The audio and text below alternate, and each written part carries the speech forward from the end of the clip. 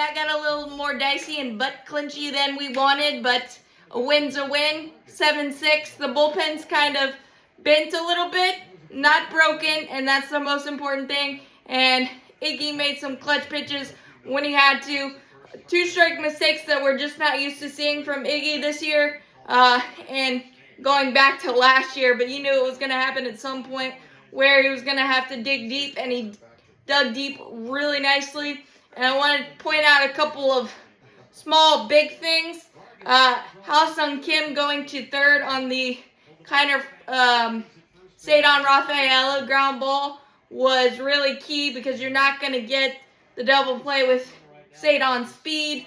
So you take the runner off of third, which was really key because you don't know if that little bobble that Iggy had on the Willie Abreu ground ball would have been more of a bobble because the runner was at third, and we didn't have to find out there. And then on the Jarren Duran single after Isaiah Kiner-Falefa made it 7-6. If Ronald's not out there,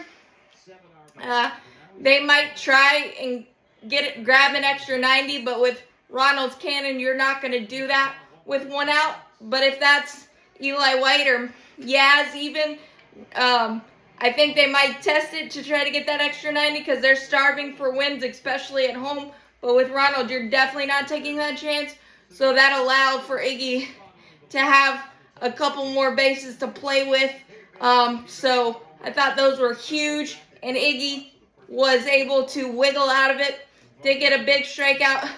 Monasterio painted a fastball, and then those 2 plays I talked about and getting the Willie Abreu ground out to end it. You see this, it's too late, but really good stuff all around.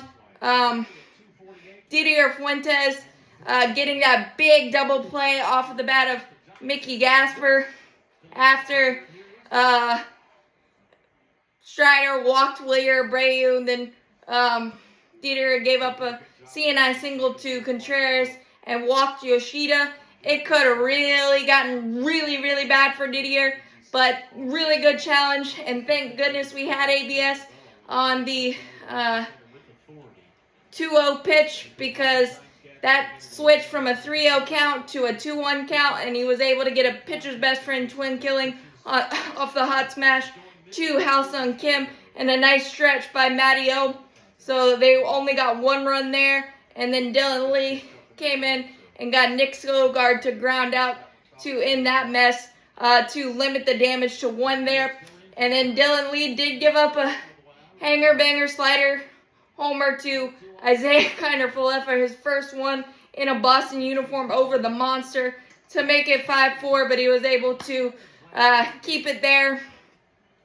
Robert Suarez, 1-2-3, easy breezy with a nice over-the-shoulder out route catch by Ozzie Albies on a broken bat flare off the bat of Contreras in the 8th inning. So that was clutch as well. The offense finally woke up, and you thought it was going to be difficult because Ranger Suarez has been one of our toughest customers over the years in the NL East. We did nothing for the first 4 innings, a couple of 2-out rallies that went without a whimper, but in the 5th, 2-out walk to Mauricio Dubon, and Matty O checked in big time. Absolute Matty Mash, 428 happy feet, absolutely destroyed it to tie the ball game 2-2.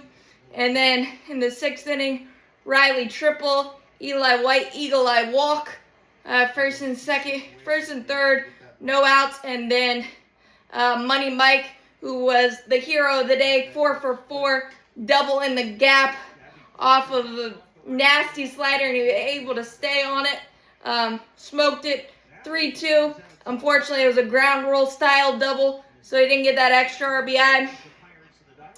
But Dom Smith RBI ground out thanks to Eli White's speed to make it 4-2, and then Ronald with a huge 2-out RBI single off a really tough righty in Garrett Whitlock, or Greg Weissert, just absolutely super clutch. Hopefully that'll get him started on the right track to get some more consistency, but big run there. And then in the 8th, we went into tic-tac-toe add-on mode. Thankfully, Yaz the other way off Guerrero, who's throwing 102 easily. Leadoff single, and then Money Mike absolutely ejected one. Took it off the ground.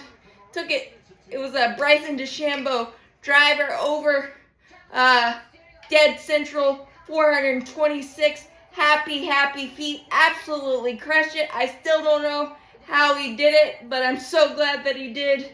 Absolutely incredible stuff to make it 7-4. And obviously we needed that with Iggy's shaky 9th inning, but was able to get the job done. So many heroes and bending but not breaking. Spencer Strider is really taking the solo homers, not supposed to beat you thing from Tom Glavine to heart, because he gave a back-to-back homers to start the game to Jarren Duran and Ceddanne Rafaela.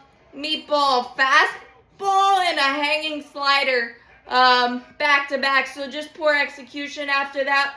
Pretty smooth for Strider. Had a couple of had to work out a runner at 3rd and 2 outs in the 5th.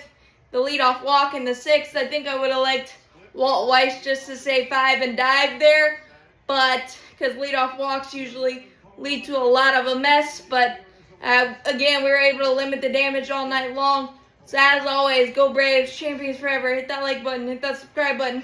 Helps out a lot. Thanks, guys. Nice to get off the offensive schneid after the last 2 duds against the Nationals. Really nice to see. As always, go Braves, champions forever.